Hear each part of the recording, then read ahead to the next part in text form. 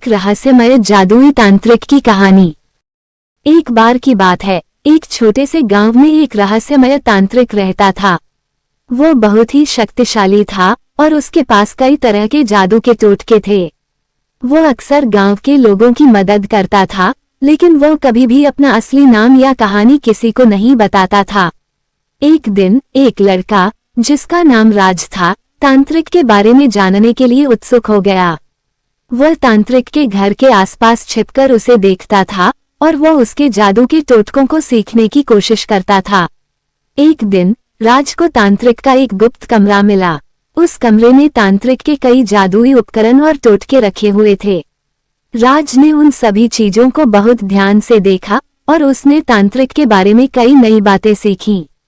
राज को तांत्रिक के बारे में जो सबसे ज्यादा आश्चर्यचकित करने वाली बात थी, वो ये थी कि वो वास्तव में एक बहुत ही बुरा आत्मा था।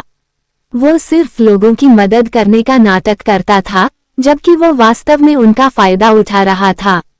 राज को ये जानकर बहुत दुख हुआ और उसने तांत्रिक को रोकने का फैसला किया।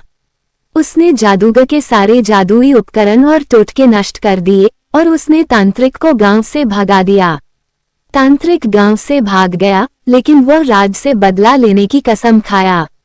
उसने एक शक्तिशाली जादू का प्रयोग किया, जिससे गांव में एक भयानक भूत का जन्म हुआ। भूत ने गांव में आतंक मचाना शुरू कर दिया। उसने लोगों को मारना शुरू कर दिया और गांव में अराजकता फैला दी। राज को पता था कि वह अकेला भूत का सामना नहीं कर सकता, इसलिए उसने गांव के लोगों से मदद मांगी। गांव के लोगों ने मिलकर भूत का सामना किया और अंत में उसे हरा दिया।